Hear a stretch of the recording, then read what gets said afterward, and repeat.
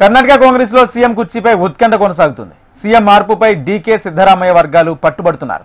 రాహుల్ గాంధీ విదేశీ పర్యటన ముగించుకుని రావడంతో క్లారిటీ వచ్చే ఛాన్స్ ఉందని అంతా భావిస్తున్నారు. రాహుల్తో కర్ణాటక రాజకీయంపై కాంగ్రెస్ అధ్యక్షుడు మల్లికార్జున ఖర్గే చర్చించనున్నారు. కర్ణాటక కాంగ్రెస్ లో కుర్చీలాటపై విపక్షాలు విరుచుకుపడుతున్న నేపథ్యంలో కర్ణాటక నాయకులు ఢిల్లీకి క్యూ కట్టారు. ఎవరి వెర్షన్ వారు వినిపిస్తున్నారు.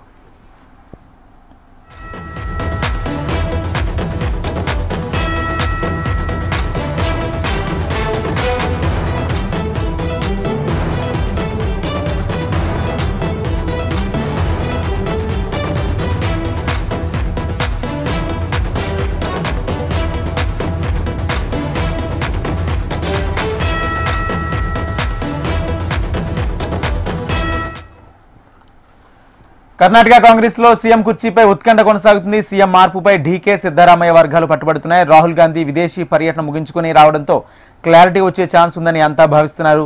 రాహుల్తో కర్ణాటక రాజకీయంపై కాంగ్రెస్ అధ్యక్షుడు మల్లికార్జున ఖర్గే చర్చించనున్నారు. కర్ణాటక కాంగ్రెస్ లో కుర్చీలాటపై విపక్షాలు విరుచుకుపడుతున్న నేపథ్యంలో కర్ణాటక నాయకులు ఢిల్లీ క్యూ కట్టారు.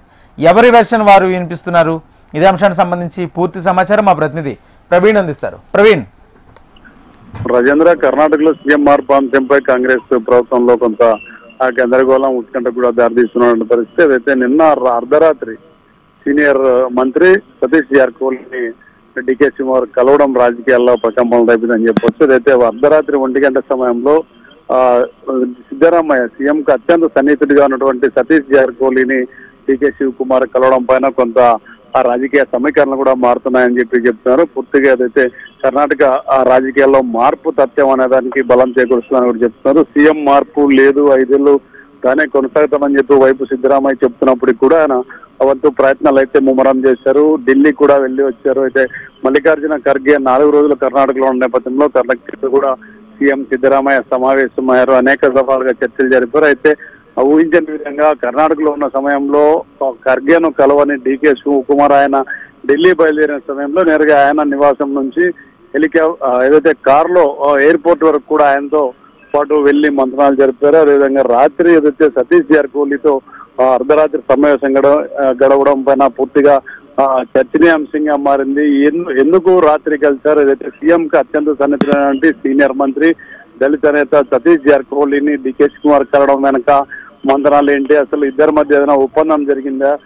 సతీష్ జార్కిహోలీకి సీఎం మార్పు కింద జరిగితే పిసిసి అధ్యక్ష పదవి ఇచ్చే అవకాశం ఉందన్న చర్చలు కూడా కొనసాగుతున్నాయి. పూర్తిగా ఈ నెల 29న ఒక క్లారిటీ వస్తుందని కూడా ఆ కాంగ్రెస్ నేతలు చెప్తున్నారు. అయితే రాహుల్ గాంధీ నుంచి వేకెన్సీ అనే ఒక మెసేజ్ కూడా వచ్చిందని చెప్పి ఒక ప్రచారం జరుగుతుంది. అయితే కర్ణాటకలో సీఎం మార్పు అనే అంశం చర్చకు రాలేదని చెప్పి డీకే శివకుమార్ చెప్తున్నప్పుడు కూడా జరుగుతున్నటువంటి పరిణామాలను చూస్తుంటే పూర్తిగా ఈ నెలాఖరు లోపల ఒక క్లారిటీ వచ్చే అవకాశం ఉంది. సీఎం మార్పు తథ్యం అని చెప్పి వైపు డీకే వర్గీయులు చెప్తున్నప్పుడు కూడా పూర్తిగా దాని మీద ఇంకొక క్లారిటీ అయితే రావాల్సి ఉంది. ముందు ఏదైతే 2023లో జరిగినటువంటి ఎన్నికల సందర్భంలోనే డీకే శివకుమార్ తాను సీఎం కావాలని చెప్పి పట్టుబట్టాడో ఆ నేపథ్యంలోనే సిద్ధరామయ్య 2.5 ఏళ్లు కొనసాగుతారని చెప్పి అప్పట్లో ఒక ఒప్పందం జరిగిందని కూడా ప్రచారం ఉంది. ఒప్పందంలో భాగంగా ఏదైతే ఈ నెల నవంబర్ 20కి 2.5 ఏళ్లు పూర్తి చేసుకున్న నేపథ్యంలో సీఎం గా డీకే శివకుమార్ కావాలని చెప్పి పట్టుబడుతున్నట్టు కూడా తెలుస్తుంది. పిసిసి అధ్యక్షుడు కూడా డీకే శివకుమార్ కొనసాగుతున్నాడు.